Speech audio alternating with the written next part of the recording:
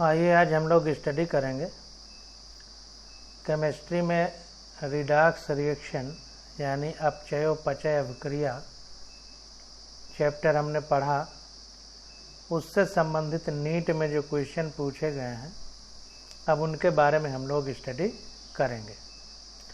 तो देखिए कहाँ से पहले क्वेश्चन दे रहा है, तो कह रहा है classical idea of redox reaction oxidation and reduction reaction. तो क्लासिकल आइडिया मतलब बेसिक आपके पास क्या कॉन्सेप्ट है रिडॉक्स यानी अपचयोपचय अभिक्रिया का, ऑक्सीकरण और अपचयन अभिक्रियाओं से संबंधित जो क्वेश्चन है वो पूछे जा रहे हैं। पहला क्वेश्चन है हमारा, कह रहा है which of the following is redox reaction. कह रहा है कौन सी अभिक्रिया को हम रिडॉक्स रिएक्शन कहेंगे। तो हमने पढ़ा था कि रिडॉक्स का मतलब होता है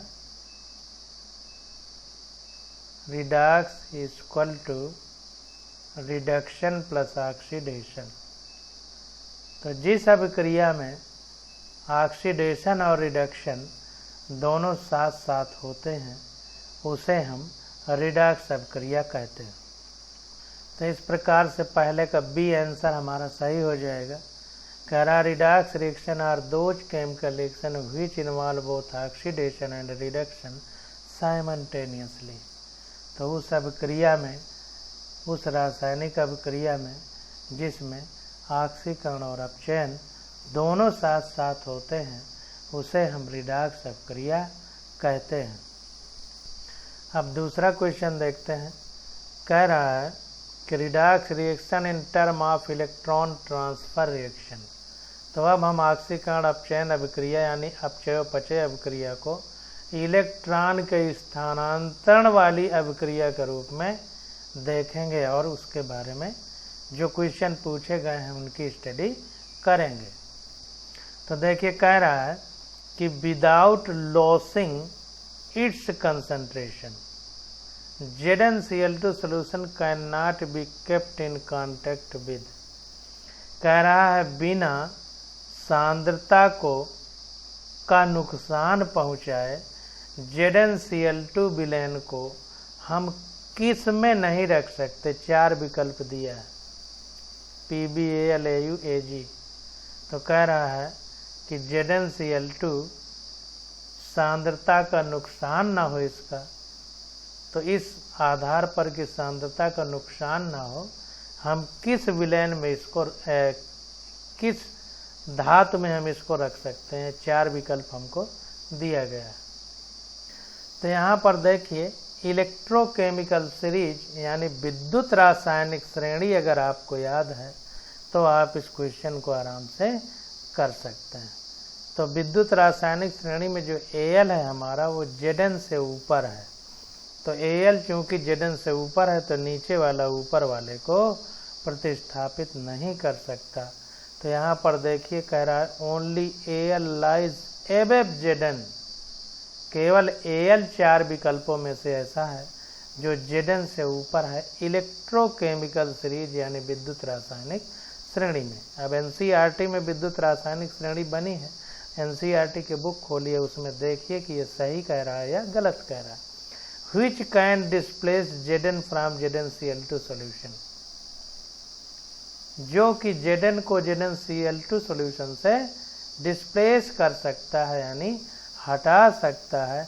Therefore concentration of ZnCl2 will decrease when kept in Al container। तो अगर हम Al कंटेनर में ZnCl2 को रखेंगे तो Al क्या करेगा, कंसंट्रेशन को डिक्रीज कर देगा क्योंकि रिएक्शन करके AlCl3 बना लेगा। तो वही कह रहा है कि only Al lies above Zn। Al Zn से ऊपर है इलेक्ट्रोकेमिकल सीरीज में। Which can displace Zn। देखिए Zn Al को नहीं डिस्प्लेस कर सकता क्योंकि Al ऊपर है, लेकिन Al Zn को डिस्प्लेस कर सकता है क्योंकि Zn इलेक्ट्रोकेमिकल सीरीज में नीचे है। तो Zn को डिस्प्लेस करेगा ZnCl2 से, तो ZnCl2 का कंसंट्रेशन डिक्रीज हो जाएगा जब हम Al कंटेनर में रखेंगे। और रिएक्शन भी देखिए बना दिया है कि 2Al + 3ZnCl2 से 2AlCl3 + 3Zn बन जाएगा। तो ये जो पहले लिखे गए हैं स्टिकियोमेट्रिक कोफिशिएंट इसको कहते हैं, सममितीय गुणांक। तो ये तो रिएक्शन को बैलेंस करने के लिए लिखा गया। तो कुल मिलाकर कि Al Zn से ऊपर है तो Zn Al को नहीं बल्कि Al Zn को विस्थापित करके ZnCl2 की जगह AlCl3 बना लेगा और इस प्रकार से ZnCl2 का सांद्रता या कंसंट्रेशन चेंज हो जाएगा। जबकि देखिए यहाँ पर क्वेश्चन में हमसे पूछा गया है कि ZnCl2 solution can not be kept in contact with, तो Al के कॉन्टैक्ट में नहीं रख सकते, नहीं तो अपने सांद्रता खो देगा। तो 2 का बी क्वेश्चन आंसर हमारा करेक्ट। अब ऑक्सीडेशन नंबर से संबंधित, ऑक्सीकरण संख्या से संबंधित जो क्वेश्चन पूछे गए हैं उनको हम लोग करेंगे। तो देखिए कह रहा है what is the changes in oxidation number of carbon in the following reaction. तो कह रहा है ये रिएक्शन हो रही है तो इसमें कार्बन का ऑक्सीडेशन नंबर किस प्रकार से चेंज हो रहा है ये हमको बताना है। तो एक एक करके हम निकालेंगे, बहुत बार निकाल चुके हैं और फिर से एक बार निकाल के दिखाएंगे। तो यहाँ पर देखिए 3 का सी विकल्प सही है, इसको देख लेते हैं। तो इन CH4 oxidation number of carbon is -4, इसको देख लेते हैं। CH4 है, C का निकालना है तो इसको X मान लेंगे, प्लस हाइड्रोजन का H+ के फॉर्म में होता है तो 1 होगा, 4 हाइड्रोजन के लिए 4 हो जाएगा, तो यहाँ 0 आ जाएगा क्योंकि इस पर कोई भी चार्ज नहीं है। तो X = -4 हो जाएगा। तो CH4 में कार्बन की ऑक्सीडेशन नंबर -4 हो गई। अब CCl4 देखते हैं तो CCl4 में क्या होगा, X की कार्बन की X मान लिए। अब देखिए हमने बताया था FON और इनके बाद Cl सबसे ज़्यादा इलेक्ट्रोनेगेटिव है, यानी फ्लोरीन, ऑक्सीजन और नाइट्रोजन के बाद पूरी पीरियाडिक टेबल यानी आवर्त सारणी में Cl हमारा सबसे ज़्यादा इलेक्ट्रोनेगेटिव है। तो ये नेगेटिव रखना पसंद करेगा तो -4 हो जाएगा। एक क्लोरीन का 1 -1 तो 4 का -4 = 0, तो X = +4 होगा। तो यहाँ पर देखिए कार्बन की ऑक्सीडेशन नंबर -4 है, CCl4 में ऑक्सीडेशन नंबर +4 है। Thus the change in oxidation number of carbon in the given reaction is from -4 to +4। तो इस प्रकार से 3 का C विकल्प हमारा करेक्ट हो जाएगा क्योंकि -4 से +4 ऑक्सीडेशन नंबर चेंज होगी। यहाँ -4 है तो यहाँ पर +4 है, जैसा अभी हमने निकाला है। अगला क्वेश्चन है, देखिए कह रहा है the correct structure of tribromo octa oxide is. Tribromo octa oxide की हमें करेक्ट संरचना बताना है, सही संरचना हमें बताना है ट्राइब्रोमो ऑक्टा ऑक्साइड की। तो इसको देखते हैं और करने का प्रयास करते हैं। तो यहाँ पर देखिए 4 का बी विकल्प करेक्ट है और कैसे करेक्ट है इसको देख लेते हैं। तो यहाँ पर देखिए ब्रोमीन, क्लोरीन, ब्रोमीन, आयोडीन हमारा 7वें वर्ग में है, 7वें वर्ग में है। तो इसकी जो बॉन्ड हैं, बॉन्ड वो क्या हो सकते हैं, 7 हो सकते हैं। इसके बारे में हमने जब NCERT पढ़ा था, NCERT से डायरेक्ट उठा कर रखा है, तो हमने आपको बताया था कि 7 बांड रखना पसंद करेगा, लेकिन बीच वाले में देखिए 6 बांड दिए हैं, 2 2 4 2 6। यहाँ पर देखिए 2 2 4 2 6 1 7, 2 2 4 2 6 1 7, लेकिन बीच वाले में 6 बांड हैं, NCERT में दिया गया था। तो हमने आपको बताया था कि इसको आप लोग एक अपवाद की तरह समझिए, एक्सेप्शन की तरह समझिए कि बीच में 6 बांड हैं, बाकी इनमें 7 बांड हैं। तो ये 4 का बी विकल्प हमारा करेक्ट हो जाएगा। इसको आप ध्यान दे करके समझे रहिए और ये पूछा जाएगा, सिर्फ इसीलिए पूछा जाता है क्योंकि बीच में 6 बांड है और गलती हो जाती है। 5वां क्वेश्चन कह रहा है which of the following reaction are disproportionation reactions. हमने पीछे पढ़ा है कि डिसप्रपोर्शनेशन रिएक्शन जब एनसीईआरटी का क्वेश्चन कर रहे थे तो वहाँ आया था असमानुपाती रिएक्शन। तो असमानुपाती रिएक्शन उसको बोलते हैं जिसमें एक ही कंपाउंड यानी एक ही यौगिक का ऑक्सीडेशन हो और उसी का रिडक्शन हो, तो उस अभिक्रिया को हम डिसप्रपोर्शनेशन रिएक्शन बोलते हैं। तो अब हम यहाँ पर देखेंगे कि उसी अभिक्रिया का ऑक्सीडेशन, उसी कंपाउंड का ऑक्सीडेशन भी होना चाहिए और उसी का रिडक्शन भी होना चाहिए। ऐसा कहाँ पर हो रहा है? तो ये 4 हमको अभिक्रियाएं दी गई हैं और इनमें 2 डबल डबल या 3 में से कोई भी सही हो सकती है, तो इसको चेक करना पड़ेगा। तो यहाँ पर देखिए 5 का बी विकल्प हमारा करेक्ट है। कह रहा है disproportionation reaction are those in which the same element or compound gets oxidise and reduce simultaneously. तो ऐसी अभिक्रियाएं जिनमें एक ही तत्व या यौगिक का ऑक्सीकरण और अपचयन दोनों होता है उसको डिसप्रपोर्शनेशन रिएक्शन या असमानुपाती अभिक्रिया बोलते हैं। तो यहाँ पर देखिए कापर का देखिए, तो इसमें कापर यहाँ पर +1 है, यहाँ पर +2 है और यहाँ पर 0 हो गया। स्वतंत्र अवस्था में ऑक्सीकरण संख्या 0 होती है। तो यहाँ +1 है, यहाँ पर +2 है, यहाँ पर 0 है, यानी कापर की ही ऑक्सीकरण संख्या बढ़ भी रही है और घट भी रही है, यानी एक ही एलिमेंट का ऑक्सीडेशन हो रहा है और रिडक्शन हो रहा है। यहाँ पर देखें MnO4 - 2 में Mn की +6 है, यहाँ पर देखिए +7 है और यहाँ पर +4 है, यानी MnO4 - 2 की यहाँ पर अगर Mn की ऑक्सीकरण संख्या देखी जाए तो इसमें बढ़ रही है और इसमें घट रही है। अब इसको निकाल करके देख लेते हैं। जैसे MnO4 - 2 है, -2 इसकी निकालना है तो जिसकी निकालना होता है उसकी x मानते हैं, माइनस ऑक्सीजन की -2 होती है, 4 है तो -8 हो जाएगा। ऊपर पावर में -2 लिखा है तो -2 लिखेंगे, यानी x = ये इधर आ जाएगा तो +6 हो जाएगा। इसी प्रकार से इसकी निकालेंगे, जिसकी निकालना है उसकी x मान लेंगे, माइनस O4 है तो 8 हो जाएगा बराबर -1 हो जाएगा, क्योंकि -1 चार्ज है, तो x = +7 हो जाएगा।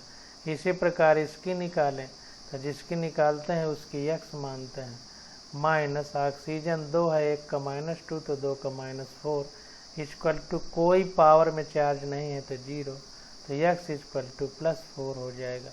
तो सारी ऑक्सीडेशन नंबर हमने निकाल के देख लिया। तो 5 का बी विकल्प हमारा करेक्ट है, क्योंकि यहाँ पर ऑक्सीडेशन और रिडक्शन दोनों हो रहा है। तो 5 का बी मतलब पहला और दूसरा, तो इन दोनों अभिक्रियाओं में इसमें और इसमें ऐसा हो रहा है, इनमें ऐसा नहीं होगा। देख लेते हैं, आपका कन्फ्यूजन दूर हो जाए। तो KMnO4 में अगर हम Mn का देखें, K का +1 हो जाएगा और इसका -8 हो जाएगा, तो इसका +7 हो जाएगा। इसमें देखें ये 2 है तो +2 हो जाएगा, 1 का +1 तो 2 का +2, और यहाँ पर -8 हो जाएगा तो ये +6 हो जाएगा। यहाँ पर देखिए MnO2 है तो यहाँ पर Mn का +4 हो जाएगा, +4 हो जाएगा। तो यहाँ पर देखिए, यहाँ पर +7 है, यहाँ पर MnO4 K2MnO4 में +6 है, यहाँ पर +4 है, यानी दोनों में घट रहा है। ये 7 है, इसमें भी घट रहा है, इसमें भी घट रहा है। जबकि हमने क्या पढ़ा है कि एक ही कंपाउंड का ऑक्सीकरण भी हो, अपचयन भी हो, जबकि दोनों में अपचयन दिखा रहा है, क्योंकि दोनों में ऑक्सीकरण संख्या घट रही है। यहाँ +7 है, यहाँ पर +6, यहाँ पर +4, तो घट रहा है। अगर एक ज़्यादा आ जाता तो ये भी डिस्प्रपोर्शनेशन रिएक्शन हो जाती। इसी प्रकार इसमें देखते हैं, Mn का हो जाएगा 4 दूनी 8, एक चला जाएगा +7। यहाँ पर देखिए ये हो ही नहीं सकता है क्योंकि Mn एक ही है, तो या तो ऑक्सीकरण होगा या अपचयन होगा। तो यहाँ पर हो जाएगा, इसका -4 होगा तो इसका +4 होगा, तो केवल रिडक्शन होगा, अपचयन, ऑक्सीकरण हो ही नहीं रहा क्योंकि एक ही बार है। तो केवल पहला और दूसरा यानी बी वाले विकल्प में पहला और दूसरा दोनों है, तो यही हमारा करेक्ट हो जाएगा। अब क्वेश्चन नंबर 6 देखते हैं। कह रहा है the oxidation state of Cr in CrO5 is, तो CrO5 में Cr की ऑक्सीकरण संख्या कितनी है। हमने पढ़ा था NCERT में, तो ये पाया था कि सबका वैसे नहीं निकाल सकते जैसा हम सोचते हैं कि इसका यक्स मान लें फिर निकाल लें, ऐसा नहीं है। अगर हमें स्ट्रक्चर पता है तभी हम सही से निकाल पाएंगे। तो देखिए यहाँ पर क्रोमियम का अगर निकालें तो x -10 = 0, यानी x = 10 आ जाएगा प्लस का, जबकि क्रोमियम की 10 नहीं हो सकती। किसी की ऑक्सीकरण संख्या उसकी पीरियाडिक टेबल यानी आवर्त सारणी में वर्ग संख्या से ज़्यादा नहीं हो सकती। इस बात को ध्यान रखिए, कभी क्वेश्चन गलत नहीं होगा। अब ये 6वें में है, तो अब इसका फिगर देखेंगे, CrO5 है तो क्रोमियम, अब ये 6वें में है तो 6 बॉन्ड बना लेगा, तो 2 2 4 2 6 हो गए। ऑक्सीजन 2 बनाएगा तो ये ऑक्सीजन 2 बनाया है, ये ऑक्सीजन भी 2 बनाया है, ये ऑक्सीजन भी 2 बनाया है, ये ऑक्सीजन भी 2 बनाया है, ये ऑक्सीजन भी 2 बनाया है। तो कुल मिला करके इसका आपको स्ट्रक्चर याद रखना है। अगर स्ट्रक्चर याद रखेंगे तभी आंसर निकाल पाएंगे। तो यहाँ से गलती आपको समझ लेना चाहिए कि यहाँ पर सिर्फ एक ऐसा बॉन्ड है जो कि ऑक्साइड है, बाकी ये पेरोक्साइड है। 1 2 3 4 बॉन्ड हमारे पेरोक्साइड हैं। ऑक्साइड में ऑक्सीजन की ऑक्सीडेशन नंबर -2 होती है और पेरोक्साइड में -1। तो यही गलती हो जा रही है कि हम सबकी -2 रख रहे हैं, जबकि 4 की -1 है, एक की सिर्फ -2 है। तो अब देखिए यहाँ निकाला जा रहा है, तो x + 4 ऑक्सीजन ऐसे हैं जो पेरोक्साइड बॉन्ड शो कर रहे हैं, तो ये हमारे -1 रखेंगे ऑक्सीडेशन नंबर, तो 4 ये -1 कर दिए गए, प्लस एक ऑक्साइड बॉन्ड से है इसका -2 होगा। कोई चार्ज इसमें नहीं है इसलिए 0 के बराबर कर देंगे। अब इसको सॉल्व करेंगे तो x = +6 आ जाएगा। तो इस प्रकार से हम लोग सारे क्वेश्चन को करते हैं। अब क्वेश्चन नंबर 7 देखते हैं और करने का प्रयास करते हैं। कह रहा है the correct order of n compounds in its decreasing order of oxidation state is, तो ऑक्सीकरण संख्या के घटते हुए क्रम में कौन सा है ये हमको बताना है। तो इनमें से सारे कंपाउंड की ऑक्सीडेशन नंबर हमको निकालना पड़ेगा। चारों ऑप्शन की निकालेंगे तो बहुत समय लगेगा। तो देखते हैं, एक में आपको समझा देते हैं, इसके बाद आप लोग अपने से करके देखिएगा, जहाँ न समझ में आए वहाँ बताइएगा। तो यहाँ पर देखिए जो दिया गया है इसी की हम लोग निकाल के देख लेते हैं। तो हाइड्रोजन की +1, ऑक्सीजन की 1, ऑक्सीजन की -2, तो 3 की -6। अब कोई कंपाउंड न्यूट्रल है तो ध्यान देना है कि उसमें पॉजिटिव नेगेटिव बराबर होना चाहिए। तो +5 और +1 +6 और ये -6 यानी न्यूट्रल हो गया। इसमें देखते हैं ऑक्सीजन की -2, इसलिए नाइट्रोजन की +2 होना पड़ेगा।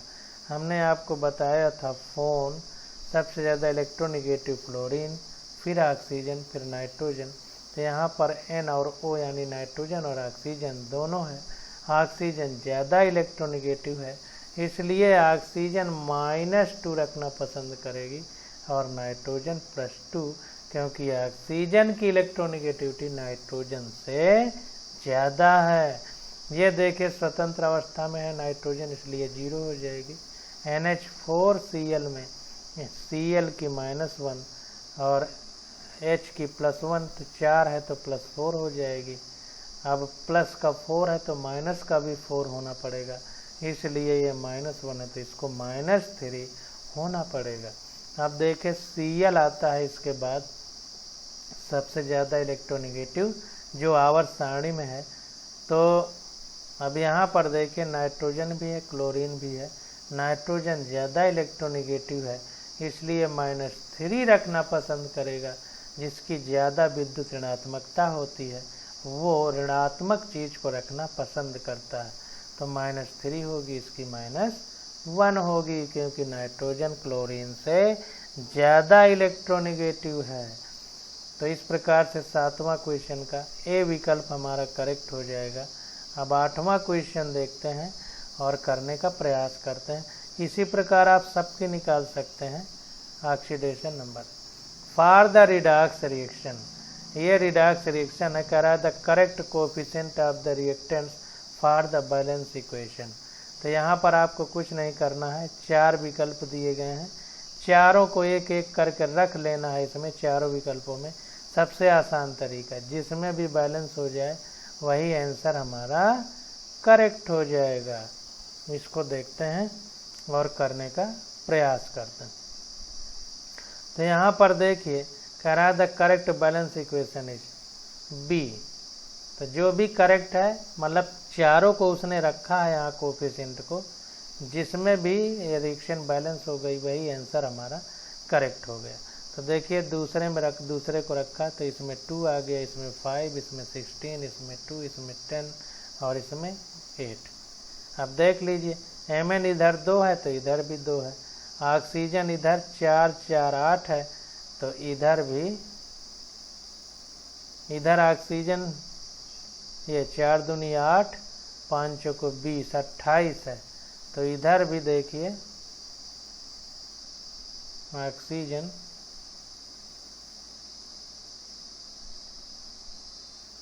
इधर भी देखिए 10 दूनी 20 और 8 28। हाइड्रोजन इधर 16 है, 8 दूनी 16 इधर भी है। इधर चार्ज -2 और -10 यानी -12 में 16 तो +4 बचा, इधर भी 2 दूनी 4 यानी +4 है। इसका मतलब ये रिएक्शन हमारी बैलेंस है, तो जो कोफिशिएंट लिखे गए हैं वो करेक्ट हैं, तो 8 का बी विकल्प हमारा करेक्ट हो जाएगा। अब 9 नंबर क्वेश्चन देखते हैं और करने का प्रयास करते हैं। तो 9 नंबर में देखिए कह रहा है hot concentrated sulphuric acid is a moderately strong oxidising agent. जो गर्म सांद्र यानी गाढ़ा सल्फ्यूरिक अम्ल होता है वो मॉडरेटली स्ट्रांग ऑक्सीडाइजिंग एजेंट होता है। मॉडरेटली, माइल्ड, मॉडरेट, सीवियर 3 शब्द होते हैं। माइल्ड का मतलब थोड़ा बहुत, मॉडरेट का मतलब मध्यम, सीवियर का मतलब बहुत ज़्यादा। तो ये शब्दों के खेल को आप लोग समझिए। तो कह रहा है which of the following reaction does not show oxidising behaviour. तो कह रहा है 4 विकल्पों में से कौन सी अभिक्रिया ऑक्सीडाइजिंग बिहेवियर नहीं शो करेगी, जबकि क्वेश्चन में बता दिया है कि गर्म और सांद्र सल्फ्यूरिक एसिड यानी H2SO4 मध्यम स्ट्रांग ऑक्सीडाइजिंग एजेंट होता है, यानी ये दूसरे को ऑक्सीडाइज करता है और खुद रिड्यूस होता है। तो इसको देखते हैं। तो यहाँ पर देखिए ये रिएक्शन लिखी गई CaF2 + H2SO4 से CaSO4 + 2HF बना है। ये 9 की डी वाली विकल्प है और वही रिएक्शन है। तो here the oxidation state of every atom remains the same, so it is not a redox reaction. यहाँ पर अगर हम देखें तो जितने भी कंपाउंड हैं किसी की भी ऑक्सीडेशन स्टेट में कोई परिवर्तन नहीं हो रहा। यहाँ पर देख लीजिए कैल्शियम की +2, फ्लोरीन की -1 तो 2 है तो -2, इसकी +1 होती है, इसकी +1 है, 2 है तो +2 हो जाएगा, दोनों के लिए +2 होगा। यहाँ पर -8 हो जाएगा क्योंकि 1 का -2 तो 4 का, ये +6 हो जाएगा। यहाँ पर देखिए +2, इसका -8 तो ये +6 हो जाएगा। यहाँ पर -1, ये +1 हो जाएगा। तो देखिए फ्लोरीन की यहाँ भी -1 है, यहाँ भी -1 है, कैल्शियम की यहाँ भी +2 है, यहाँ भी +2 है, सल्फर की यहाँ भी +6 है, यहाँ भी +6 है, और हाइड्रोजन की +1 यहाँ भी है, +1 यहाँ भी है।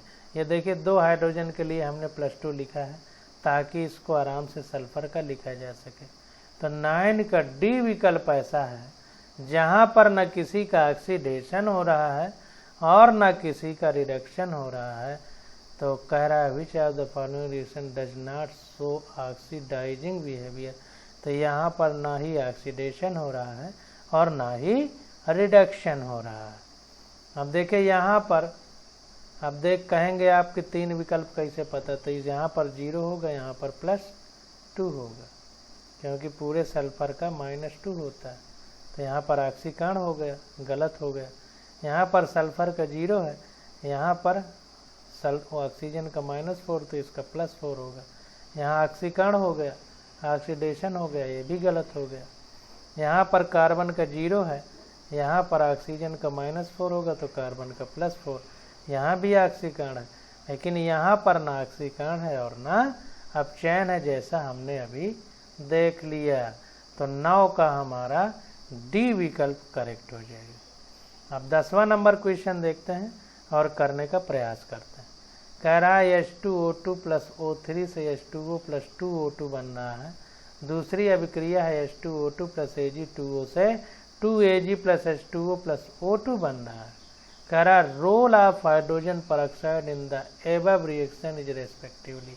कह रहा है इस अभिक्रिया में H2O2 यानी हाइड्रोजन परऑक्साइड का क्या रोल है।